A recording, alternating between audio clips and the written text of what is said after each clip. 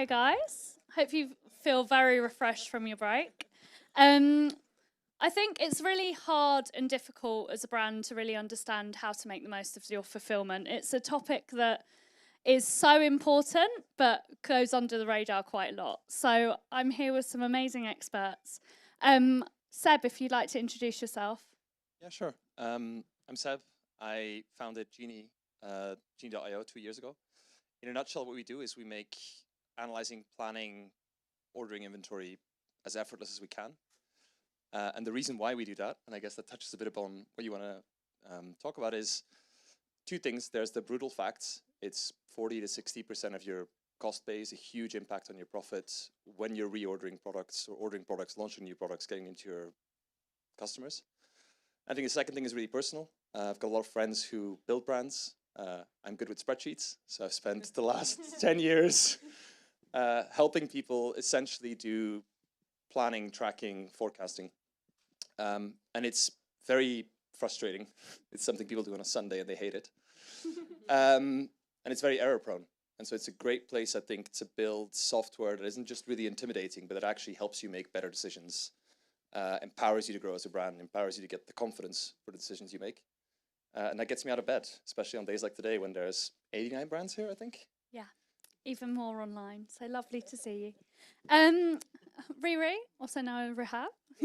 Rahab, also known as Riri, for the obvious reason of the way my name is spelled. But I'm a senior partner manager at Sendcloud. We are an omni-channel shipping automation tool, and we help brands expand internationally, but also take you through the journey if you're just starting or you're an enterprise looking to go to new countries. And yeah, looking forward to talking a bit more about that in a bit. Amazing. And Enda, tell us about Shipbob. Thank you. Hi, everyone. I'm Enda. I'm responsible for Shipbob's operations outside the US, so UK, Europe. We're the guys behind the scenes, the guys that don't really get much credit for doing stuff, but we're the folks who, your products move into our warehouses. We've got 50 warehouses around the world.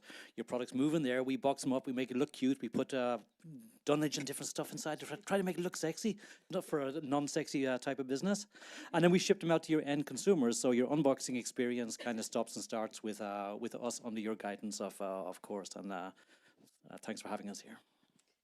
Well, one of the things that I love about Shipbob is your recent partnership with TikTok. I'd love to start there because TikTok's something that's obviously been discussed quite a bit today already.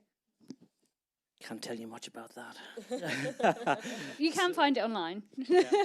So we actually, so TikTok is a very strong partner of ours, especially in the US.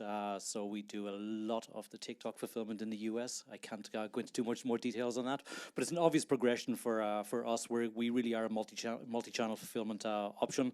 If you're on TikTok, Amazon, selling direct, no matter where you are, we want to be there fulfilling those goods for you, and have just like a one-stop shop solution in terms of fulfillment. So TikTok is just, the growth is crazy. We've seen, you've all probably experienced it as well, what's going on there.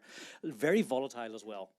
Some brands do it really well, some don't do well until one morning they wake up and something happened overnight, they don't know what, and the volumes have gone shot up through the roof. So that's where you really need a fulfillment operation that can handle massive ups and downs on the business, and that's where we come in. Amazing. And could you just touch on a bit about the omnichannel experience going beyond D2C, especially as, you know, channels like TikTok are coming into the mix? Yeah, D2C was always associated with just being one monolithic approach. You're shipping directly from your bedroom, your garage, your warehouse or something. It was very monolithic. You Shopify in the front end, and you had somebody fulfill on the back end, preferably us.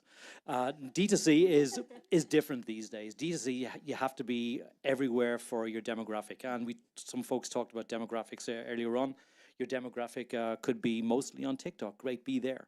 But you also need to be able to pivot very, very quickly into a multi-channel environment. As you grow up, you probably start off with just one channel, which is truly 100% D2C, fulfilling directly. Then you go onto Amazon. Then you end up going onto TikTok. Then you want to get into work with retail and Superdrug and John Lewis, etc. You really want to be able to pivot very quickly between all those multi-channel options. And as much as Seb would like to put these scenarios into a spreadsheet on a Sunday and crank through those numbers, you really need to pivot. It's great to have a plan, but everybody has until you get smacked in the face, that plan is no longer valid. So being able to pivot really quickly onto different channels is the new definition of D2C. So for me, D2C is more about flexibility rather than about a channel. Amazing. And Riri, could you talk to us about Sendcloud and what you guys do and how that relates to fulfillment operations from a brand perspective? Yeah, absolutely. And before, I just want to ask a question. Raise of hands if every time you think about shipping logistics, you want to pull your hair out and you don't know where to start. Okay, so this is exactly why we came and we were born. Sendcloud was born. We take you from the journey from the minute you're at checkout. So with your multi-carrier strategy, we integrate with over 100+ carriers, which means you have a carrier suite that you can work with and you can go international very easy, literally with a click of a button. Obviously, there's a whole strategy that goes behind it, but it's just as easy as that. Then we go into the automation side of things. You're growing, you do a lot of things manually, all of a sudden you're growing exponentially. A lot of brands today said, like, overnight, we just didn't know what was happening, just customers coming through. So taking you through the automation process with shipping and the labeling, this is where our core is. But then it all ties into the customer experience, and this is what everyone in the room wants: the customer experience, customer engagement, and customer retention. So with that, there's the tracking side of things, where we allow you to obviously post-purchase, send those tracking emails, customize them, speak to your brands, and it's all encompassed under one solution. But we can obviously not forget about the last bit of the journey, which is the returns, and it's become so important, and we all know it. Shipping, returns go hand in hand for most brands, at least. So we complete that journey.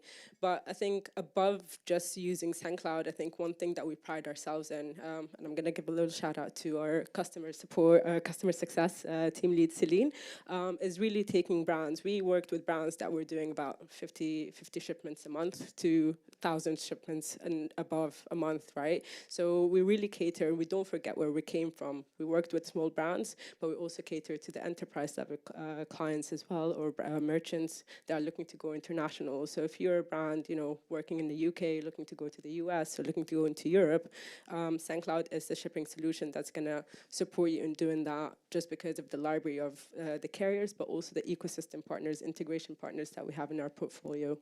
Amazing. And I think none of this works without effective inventory planning, which is essentially the bane of my life when I was head of D2C. It was awful.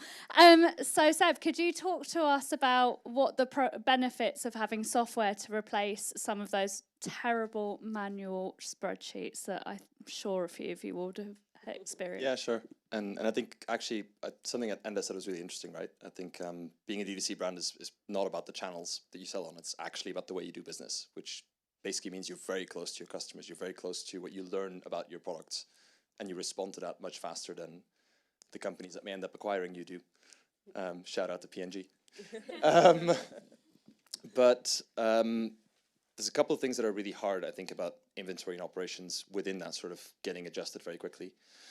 The first one is it's often really hard to know what the hell is actually going on a lot of different levels, right? You can obviously know what you're selling and what you're not and where you're selling it. But once you start factoring in the lead times from your manufacturers, how much you need to order from them at a minimum, what the shipping looks like, what your returns rates look like, et cetera, it gets incredibly confusing. And yet it's really important to get those numbers right to make good decisions. So I think that's the first thing where it's important to be on top, and software really helps. I think the second thing is probably knowing what to prioritize. There's 1,000,001 things happening, very similar to any kind of paid advertising you do or organic. There's a lot of things changing day to day. And if there's one person in your team that knows this, that's great. And that would have been Shiv a couple of years ago. But ideally, you have a bunch of different people that need to be able to collaborate on this and prioritize appropriately, because you have your paid marketing and you don't want that to be going to products that are at risk of stocking out, or that are incoming, but you haven't got them yet. And so you're basically sending people to an out of stock page. You want to time things right for the cash you've got available. So that's all really, really hard. I think those are the two really big things, actually, is being on top of the day-to-day with your team. What follows from mastering that is planning. And planning is, I think, sort of 50% numbers and what computers can do for you, and 50% really good feeling and strategy on where you expand your business. which can be more new products. It can also be less products. It can be different ranges, different sizes. And I think what software can do here for you that spreadsheets can't is lets you focus on the things that matter and make them really understandable and be really smart about telling you what to focus on, and taking away that time that normally you spend on doing those analysis and meaning that you don't look at them every day or often enough.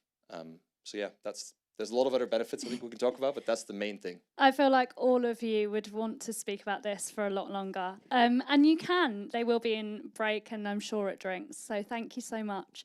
Thank you. Thank you.